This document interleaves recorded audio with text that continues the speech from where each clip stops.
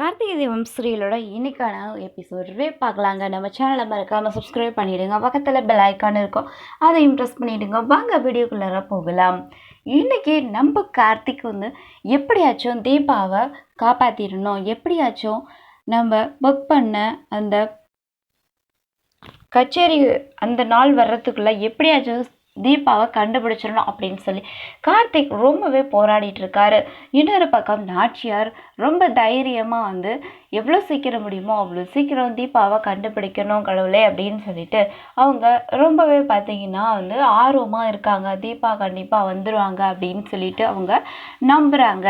தீபாவுக்காக அப்படி இப்படின்னு சொல்லி ஏதோ பரிகாரம்லாம் பண்ணி செஞ்சு பார்க்குறாங்க. கண்டிப்பாக என் தீபா வந்துடுவா அப்படின்னு சொல்லிட்டு. இன்னொரு பக்கம் நம்ம சக்தி பார்த்தீங்கன்னா தீபா கார்த்திக்ன்ற பேரை மட்டுமே சொல்லிக்கிட்டு இருக்கிறாங்க. வேறு எதுவுமே அவங்களுடைய நினைவில் இல்லவே இல்லைங்க. ஸோ இது ரொம்ப சோகமான ஒரு விஷயமா இருக்குது. எப்படியாச்சும் இவங்களை கார்த்திக்கிட்ட கொண்டு போய் சேர்க்கணும்னு சொல்லி போராடிட்டு இருக்காங்க. ஸோ அதுக்கப்புறம் கார்த்திக்கிட்ட அதாவது நம்ம டாக்டர்கிட்ட கேட்குறாங்க. இவங்க கார்த்திக்ன்ற பேரை மட்டுமே சொல்லிக்கிட்டு இருக்காங்க, வேறு எதுவுமே அவங்க பேச மாட்றாங்க. என்ன பிரச்சனையாக இருக்கோ இவங்களுக்கு இப்போது சரியாயிருமா ஆகாதா அப்படின்ற மாதிரி கேட்குறாங்க. அப்போது கண்டிப்பாக இவங்களுக்கு சரியாயிரும், அது கொஞ்சம் கொஞ்சமாக சீக்கிரமே சரியாயிரும் அப்படின்னு சொல்கிறாங்க டாக்டர். அதுக்கப்புறம் அவங்களுக்கு நம்பிக்கை வந்துருச்சு, கண்டிப்பாக இவங்களை நம்ம கார்த்திக்கிட்ட சேர்த்துடலாம் அப்படின்னு சொல்லிட்டு. அப்படி இருக்கும்போது தான் நம்ம தீபாவுடைய நோட்ஸை பார்க்குறாங்க. ரோட் சைடில் ஒட்டியிருக்கு.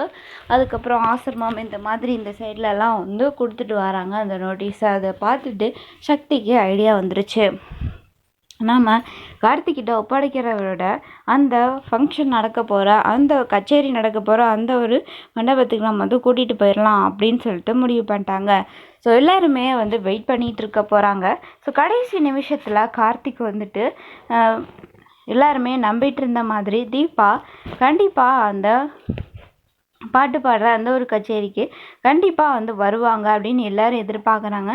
ஸோ கடைசி நிமிஷத்தில் நம்ம சக்தி தீபா கூட்டிகிட்டு அங்கேயே நிற்பாங்களா, இல்லை அப்படின்னா தீபாவுக்கு பதிலாக கீதா பாடுவாங்களா, என்ன நடக்க போகுது அப்படிங்கிறத நம்ம வெயிட் பண்ணி பார்க்கலாங்க. தேங்க்ஸ் ஃபார் வாட்சிங்.